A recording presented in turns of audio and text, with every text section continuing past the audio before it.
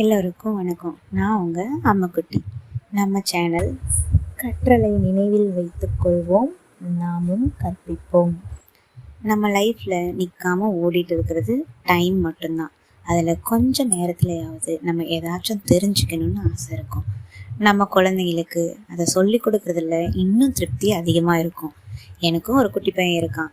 இது போல் எனக்கும் ஏதாச்சும் டெய்லி லேர்ன் பண்ணணும்னு ரொம்ப ஆசை. ஸோ நீங்களும் என்னோட ட்ராவல் பண்ணுங்கள், கற்போம் கற்பிப்போம். உங்களுக்கு என்னோட தகவல்கள் பிடிச்சிருந்ததுன்னா லைக் பண்ணுங்கள், ஷேர் பண்ணுங்கள், கமெண்ட் பண்ணுங்கள், சப்ஸ்கிரைப் பண்ணிக்கோங்க மறக்காமல். இன்றைக்கி நம்ம யானையோட கதையை கேட்போம். இன்றைய கதை யானை மாமாவும் குட்டி குரங்கும். ஒரு மிகப்பெரிய காட்டில் ஒரு பெரிய யானை வாழ்ந்துட்டு வந்தது. அந்த யானையோட உருவத்தை பார்த்து அந்த காட்டில் வாழ்ந்துட்டு வந்த மிருகங்கள் எல்லாம் ரொம்ப பயந்துச்சுங்க. அந்த காட்டில் இருந்த அம்மா மிருகங்களும் அப்பா மிருகங்களும் தங்களோட குழந்தைகளுக்கு யானை ஒரு பெரிய அரக்கன்னு கதை சொல்லி யானை இருக்கிற பக்கமே போக விடாமல் செஞ்சிருச்சுங்க. இதை எதுவுமே கண்டுக்காத யானை தன்னோட வாழ்க்கையை நிம்மதியாக வாழ்ந்துச்சு. இருந்தாலும் குட்டி குட்டி மிருகங்கள் எல்லாம் தன்னை ஒரு அரக்கனா நினைச்சு ஓடி ஒளியறதை பார்த்து யானை ரொம்ப ஃபீல் பண்ணுச்சு. தன்னோட பழகாம தன்னை பற்றி எதையுமே தெரிஞ்சுக்காம என்னை எல்லாரும் உதாசீனப்படுத்துறாங்கன்னு யானை நினைச்சு வருத்தப்பட்டுச்சான். இருந்தாலும் தைரியசாலியான யானை அதோட வாழ்க்கையை வாழ ஆரம்பிச்சுச்சான். ஒரு நாள் காட்டுக்குள்ள பெரிய மழை பெஞ்சு வெள்ளம் வந்துருச்சு. குட்டி குட்டி மிருகங்கள் வாழ்ற இடத்த சுத்தி பெரிய ஆறு மாதிரி தண்ணி ஓட ஆரம்பிச்சிருச்சு. அதனால தீவுல மாட்டிக்கிட்டது மாதிரி எல்லா மிருகங்களும் உள்ளேயே மாட்டிக்கிட்டாங்க.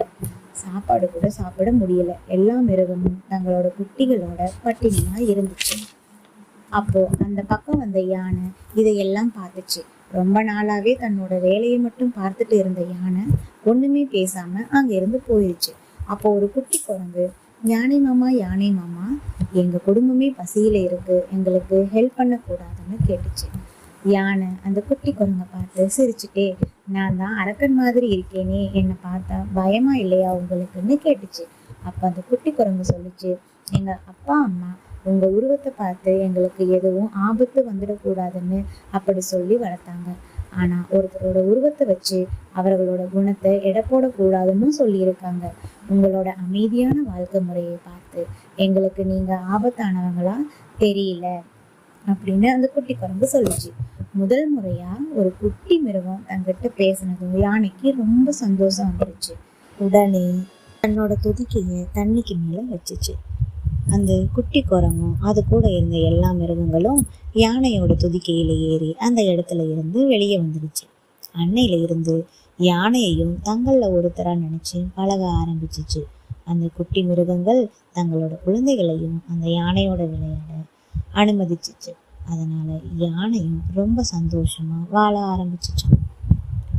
ஓகே பட்டுட்டேஸ், இன்னைக்கு கதை பிடிச்சிருந்ததா?